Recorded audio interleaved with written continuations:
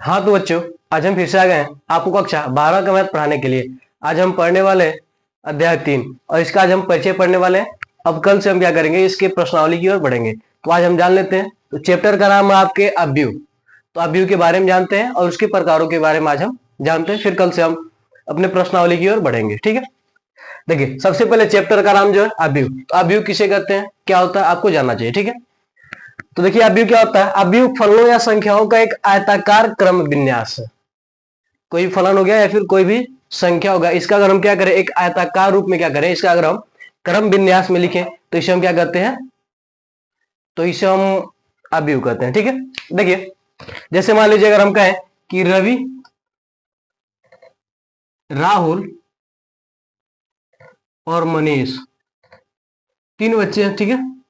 तीन दोस्त हम कह सकते हैं, ठीक है। मान लीजिए इसके पास 2 कापी 3 कलम है, इसके पास 1 कापी और 4 कलम है, इसके पास 5 कापी और 2 कलम है, ठीक है।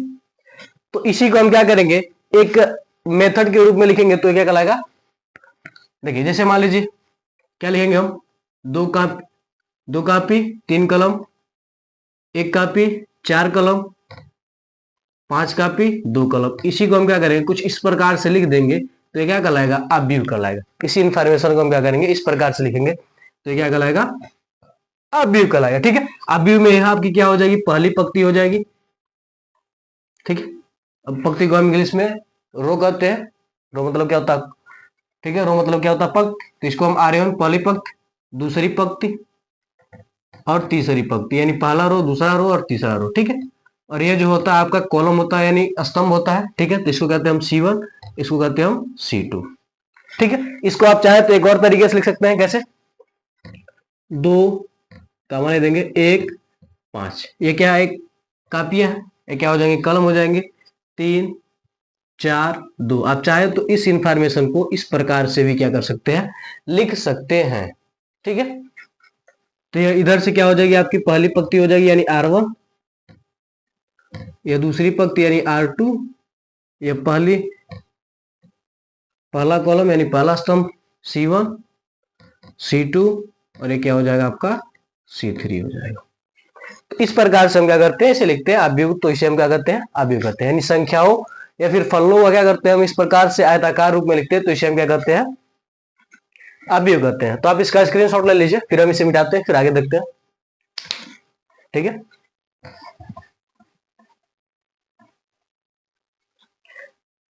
अब आइए देखिए, अवयव की कोटि।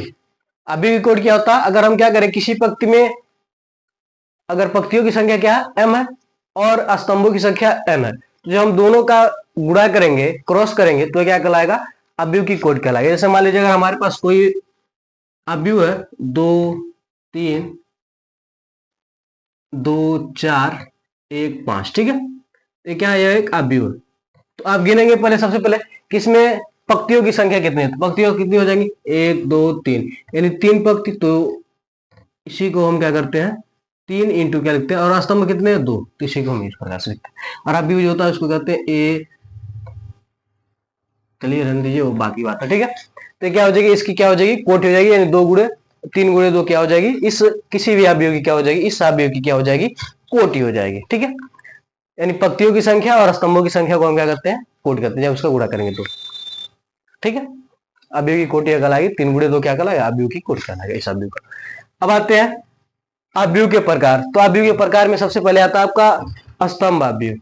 अवयव के प्रकार में आता है आपका स्तंभ अवयव। तो स्तंभ अवयव क्या होता है, ऐसा अवयव जिसमें केवल एक स्तंभ हो, ऐसा अवयव जिसमें क्या हो, केवल एक स्तंभ हो, ठीक है। उसे हम क्या कहते हैं, स्तंभ अवयव कहते हैं। जैसे देखिए 2 3 4, ठीक है, ये एक अवयव, इसमें क्या स्तंभ, क्या एक ही स्तंभ है, जबकि पंक्ति क्या है 1 2 और 3 क्या आपके इसमें पंक्ति है, लेकिन स्तंभ क्या है, एक ही है। तो ऐसे अवयव को हम क्या करते हैं, ऐसे अवयव को हम क्या करते हैं, स्तंभ अवयव करते हैं। अगर इसकी कोटि की बात करें, ठीक है, तो क्या होगा, इसकी जो कोटि है वो क्या हो जाएगा, m इंटू क्या होता है 1। n जो होता है स्तंभों को प्रदर्शित करता है, तो स्तंभ क्या रहेगा, 1 रहेगा। आप चाहे तो m का वैल्यू कुछ भी कर सकते हैं, आप चाहे तो इस प्रकार से लिख सकते हैं। इसमें क्या है, देखिए स्तंभ, ठीक है, इसे हम क्या कहते हैं, अस्तंभ अवयव कहते हैं। ठीक है, तो इसे हम मिटाते हैं, स्तंभ को इंग्लिश में हम कुलाम सॉरी कुलाम नहीं, कॉलम मैट्रिक्स कहते हैं। ठीक है, तो इसको हम मिटाते हैं, फिर आगे बढ़ते हैं आगे प्रकार की ओर। तो आप लोग स्क्रीनशॉट लेते रहिएगा समय समय पर। अगला आपका हेडिंग है पंक्ति अवयव।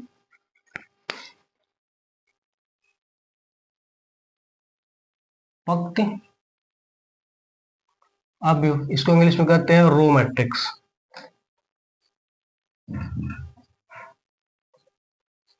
ठीक है, पंक्ति अवयव क्या होता है? पंक्ति अवयव हम कहेंगे कि ऐसा अवयव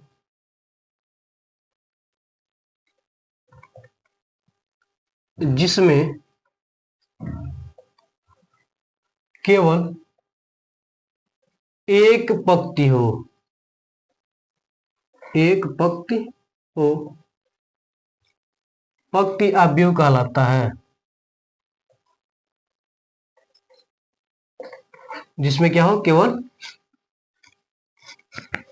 एक पंक्ति हो, उसे हम क्या कहते हैं, पंक्ति अवयव कहते हैं। ठीक है, इसमें पंक्ति अवयव में क्या होता है, देखिए पंक्ति अवयव, इसको मिलाते हैं। जैसे अगर हम कहें 2 कॉमन नहीं रहेगा, 3 4 5। ठीक है, इस प्रकार से क्या है, कोई एक मैट्रिक्स है। ठीक है, तो इसमें पंक्तियों की संख्या क्या है, एक ही है, R1 एक ही है। इसमें C1 C2 C3 C4, यानी स्तंभ क्या है, 4 है, लेकिन पंक्ति क्या है, एक है, रो क्या है, एक है, इसलिए इसे हम क्या कहेंगे, पंक्ति अवयव कहेंगे। ठीक है, जिसमें केवल एक पंक्ति हो उसे पंक्ति अवयव, जिसमें केवल एक स्तंभ हो उसे हम क्या कहते हैं, स्तंभ अवयव कहते हैं। ठीक है, इसके बाद आपका विकर्ण अवयव। इसके बाद आपका विकर्ण अवयव। विकर्ण अवयव को इंग्लिश में कहते हैं डायगोनल मैट्रिक्स।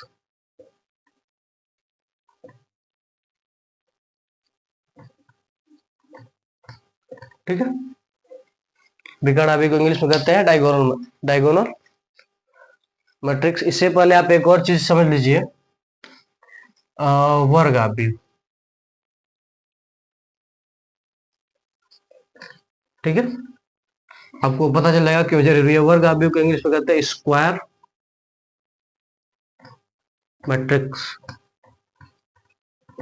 ठीक है, इसमें क्या होता है स्क्वायर मैट्रिक्स में, इसमें हम लिखेंगे ऐसा अवयव,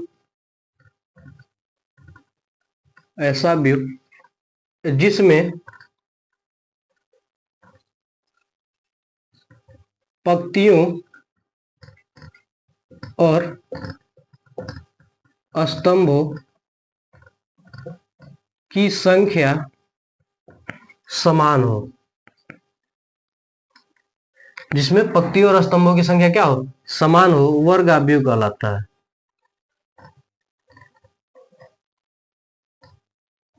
वर्ग अवयव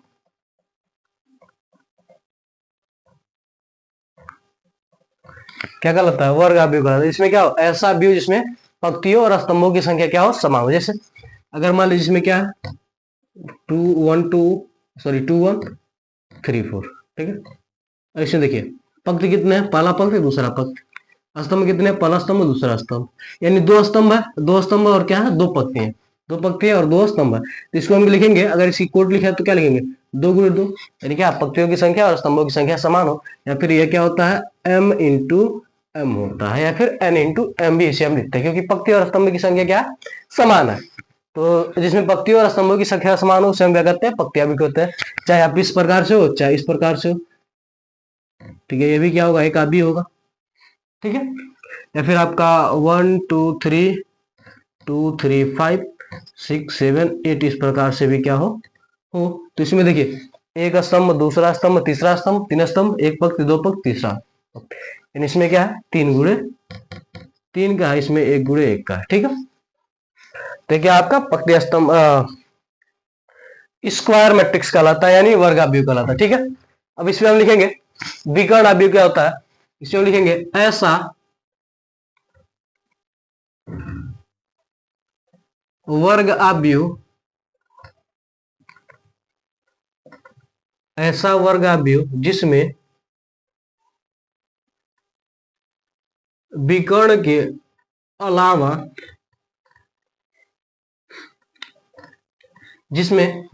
के अलावा सभी अवयव शून्य हो, विकर्ण अवयव कहलाता है।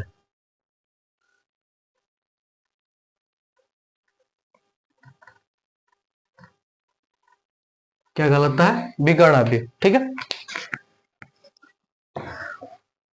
ऐसा वर्ग अवयव जिसमें क्या हो, विकर्ण के अलावा सभी अवयव क्या हो, समान हो। जैसे मान लीजिए यहाँ पर क्या है, 2 0 0 1।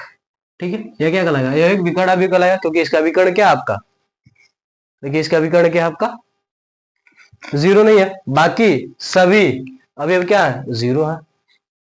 तो ऐसे हम अवयव को क्या कहेंगे, विकर्ण अवयव कहेंगे। या फिर मान लीजिए इस प्रकार से आपका 2 0 0 0 5 0 0 0 7, इसका विकर्ण क्या हमारे पास, समान है। ये क्या होगा, 2 गुणे 2 का होगा, या 3 गुणे 3 का, यानी क्या है, वर्ग अवयव भी है। और क्या है, इसके विकर्ण क्या है, इसके विकर्ण के अलावा सभी अवयव क्या है, 0, इसलिए इसे हम क्या कहेंगे, विकर्ण अवयव, सॉरी हाँ, विकर्ण अवयव कहेंगे। ठीक है, तो इसको हम मिटाते हैं, फिर आगे बढ़ते हैं। ठीक है, तो आप स्क्रीनशॉट लेते रहिएगा।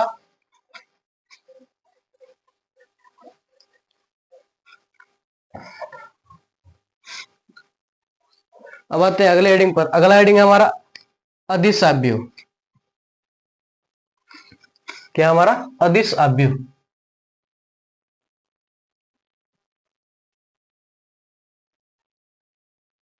अदिश अवयव, इसको हम इंग्लिश में कहते हैं स्केलर मैट्रिक्स। इसमें लिखेंगे हम ऐसा अवयव, ऐसा विकर्ण अवयव, लिखिए ऐसा विकर्ण अवयव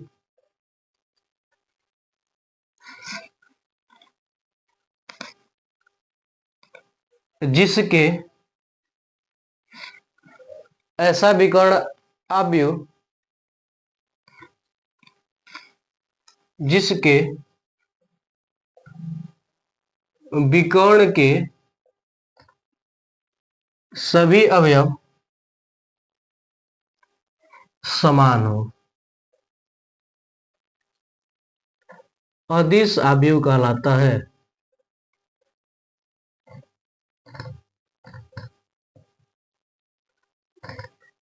ठीक है, क्या कर, ऐसा विकर्ण अवयव, विकर्ण अवयव क्या होगा, यहाँ पर 2 गुणे 2 का बना लेते हैं, 0, सॉरी 0 तो नहीं रहेगा, इसको 2 मान लेते हैं, 0 0 2। तो यहाँ पर क्या हो जाएगा, ये क्या है, एक विकर्ण अवयव है, इसके विकर्ण के अलावा सभी अवयव क्या है, शून्य है। ठीक है, तो क्या होगा, विकर्ण अवयव। और क्या करा, ऐसा विकर्ण अवयव जिसके क्या हो, विकर्ण के अवयव क्या हो, समान हो। तो इसका विकर्ण या दोनों, तो देखिए यहाँ पर भी 2 है, यहाँ पर भी 2 है, दोनों अवयव क्या हो, समान हो, तो ये क्या कहलाएगा, विकर्ण अवयव को लगेगा। एक और अगर आप लेना चाहे तो ले सकते हैं आप, 5 0 0 0 5 0 0 0 5, यह भी क्या आपका विकर्ण अवयव, सॉरी विकर्ण अवयव के साथ साथ ये क्या आपका अदिश अवयव। ठीक है, क्या है, अदिश अवयव, क्योंकि इसके ये क्या है, एक विकर्ण अवयव और इसके सभी अवयव समान है, इसलिए हम क्या कहेंगे, इसे अदिश अवयव कहेंगे। ठीक है, अगला हेडिंग है आपका तत्समक अवयव। तत्समक अवयव या फिर इसे आइडेंटिटी मैट्रिक्स भी कहते हैं, मैट्रिक्स आप लोग लीजिए। ठीक है, आइडेंटिटी मैट्रिक्स भी कहते हैं। तो ये क्या होता है, इसमें हम लिखेंगे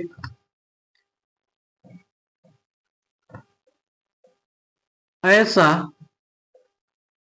वर्ग अवयव जिसके विकर्ण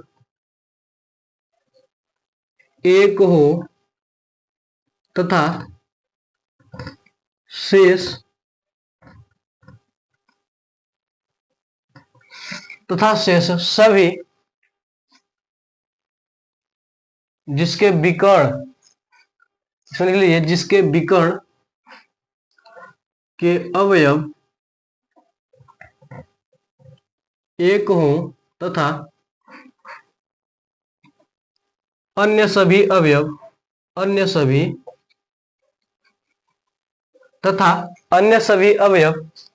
शून्य हो, तत्समक आव्यूह कहलाता है। तत्समक आव्यूह कहलाता है। इसे आई से प्रदर्शित करते हैं।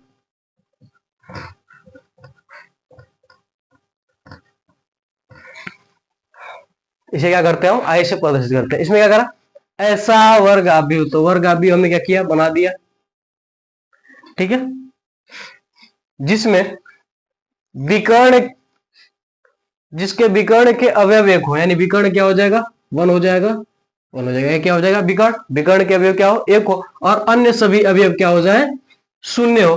तो ऐसे आव्यूह को हम क्या कहते हैं, तत्समक आव्यूह कहते हैं। अगर आपका इस प्रकार से भी हो जाए 1 0 0 0 1 0 0 0 1, तो इसको हम क्या कहते हैं, इसको हम आई से प्रदर्शित करते हैं। ये दोनों क्या है, आई है, ठीक है। तो ऐसे आव्यूह को हम क्या कहते हैं, तत्समक आव्यूह कहते हैं, या फिर आइडेंटिटी मैट्रिक्स कहते हैं। तो आप इसका भी स्क्रीनशॉट ले लीजिए। फिर आगे आपका 0 यानी शून्य आव्यूह है, जिसको हम इंग्लिश में जीरो मैट्रिक्स या फिर नल कहते हैं, नल मैट्रिक्स कहते हैं, ठीक है। तो इसमें लिखेंगे ऐसा आव्यूह, एम का मतलब मैट्रिक्स है, एम का मतलब यहाँ पर मैट्रिक्स है, ठीक है। इसमें हम लिखेंगे ऐसा आव्यूह